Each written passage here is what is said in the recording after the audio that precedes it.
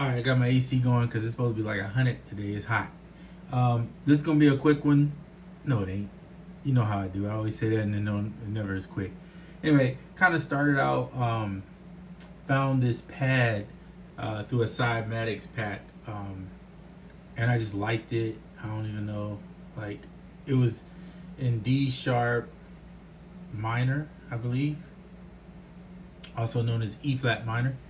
Um, and I chopped it up, and then I, I don't think I pitched this one. I think I just chopped it up, and then I played it back with a rhythmic pattern on the SP404. And because I only have this iPhone to record on, I can't move the camera as well. This little hinge thing is not good. I need to eventually invest in a newer one, or something that's a little more stable that won't maneuver that way. I wish I could find a way to get everything in one place, like just to this one desk over here. But I have shorter cables because I was intending on making my cables short so that I wouldn't have all this long stuff going on. Anyway, long story. I don't have it right now, so it is what it is. All right, so I chopped it up, 8 pieces. Let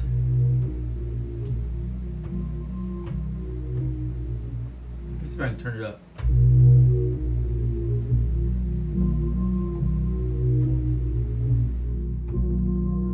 Played it back with like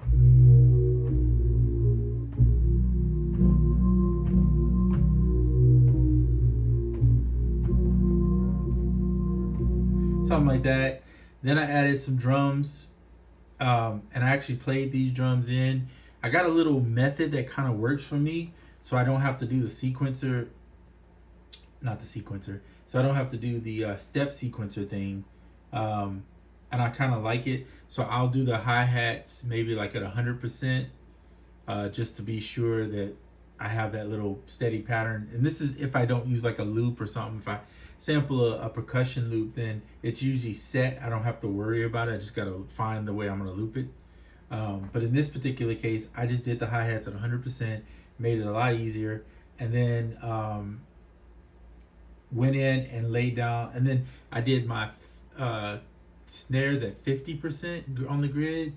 And then I think I did the kicks all at zero. Those no grid. So this is what I came up with everything together. This is just the basic drums and those pads.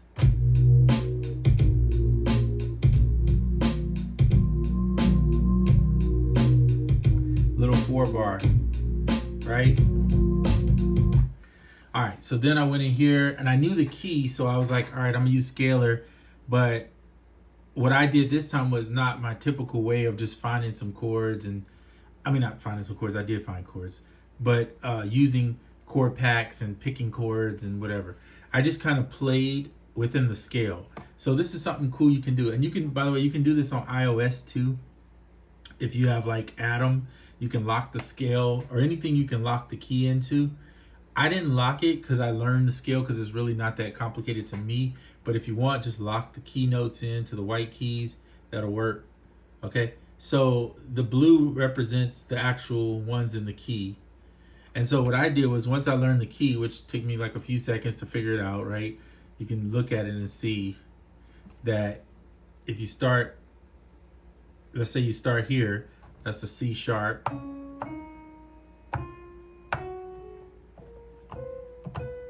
Right? There's your scale. So all those notes are in the scale. Anything that's not there is not in the scale. So what I did was I started playing around with some chords. Kind of like that. Space it out, maybe add a bass note in, like a fifth. Now it gets you a little more substance to the chord. So here's an E flat minor, which is my first chord, right, that I want to use. And then if I add this note, which is, you can see it blinking on there, which is a G sharp. Now it becomes an E flat minor at 11. So what's cool about that is I could just, this is not even moving my hands much, and I'm playing the first and the fifth of the chord. See how it says E? Can you see that? Let me zoom in. See how it says E flat 5? That means I'm playing the first and the fifth. Okay, that's the bass notes. And then I'm playing the whole, there's the 11. So if I drop the 11, then add the 11, there's 2 chords, right? Kind of gives it a pattern. Okay, then I said, okay, what am I gonna do next? I'm gonna use the C sharp, or also known as D flat. Play the same 5th, D flat 5th. The F is in there, so we'll play the F. That's a 13th if I spread it like that. Okay, so then I could add in a note.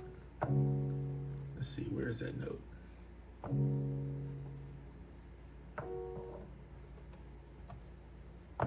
There we go. So D flat, major, and then you could add the 13th in there. Cool. So then I was like, I'm just going through picking notes within the scale. I'm not, that's why I said this is something anybody can do. Once you figure out all these notes are in the scale, then just play within those notes. It doesn't matter what you play, as long as it's within those notes, you're in the scale, right? You can do that. That's a G flat major 9 over an F. So the bass note is the F. Okay. That can be a chord in your scale if you want it to be. So then I added in this last chord, which I don't even remember what I did. Oh yeah, there we go. So I did a A flat 7, no third. So I left the third off, and then I have this, move my thing there, over E flat. So here's the E flat.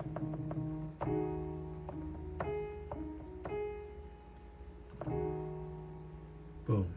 All right, so I picked those chords. Now I have my chords to play. I actually put them down here too, whatever. So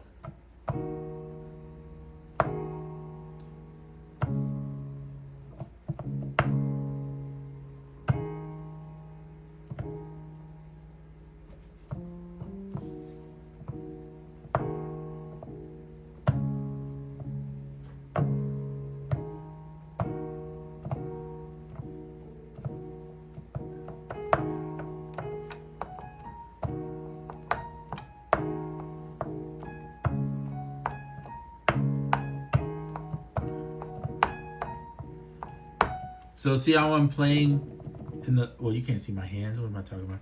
You can see on the piano though on the screen. I'm playing the chord over here. That's the gray stuff, right? And as long as I'm not playing the same notes, I just came up 1 octave. I'm playing the melody. You can make a simple melody too. Just use like 3 notes, 4 notes, and just play them rhythmically with the chords.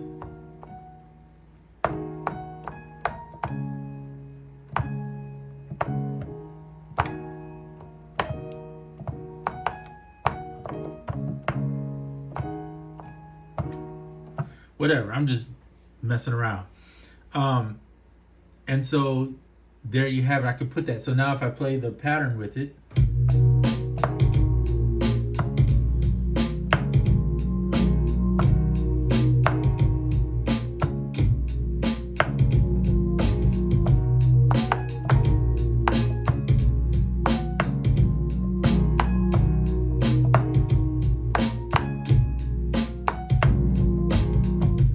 did that live for you. Don't ask me to do it again.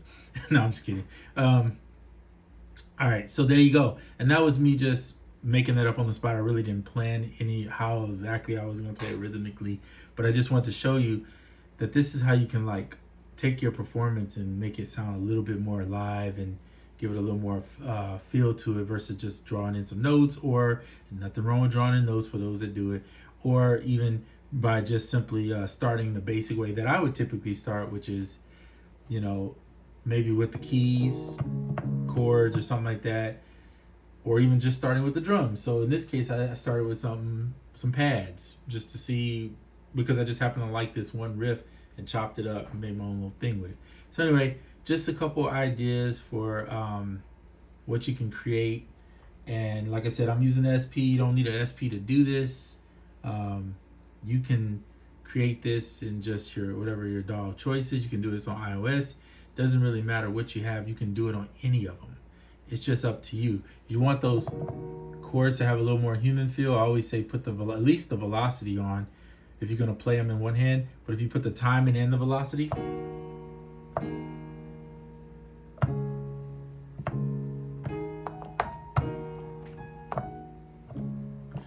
now I'll tell you why. Some people say, well, it doesn't really make a difference. Yeah, it does. If you take humanize off, watch this, how it sounds. The chords sound real just straight on. If you turn on humanize and put both on, here's some notes are a little bit later than the others. That sounds real to me, because I don't know anybody that's walking this earth that's perfect. So we all make mistakes when we play any type of instrument. So turn the humanize on, use that thing for your benefit. Is there, why not? And obviously if you're in iOS, this works the same.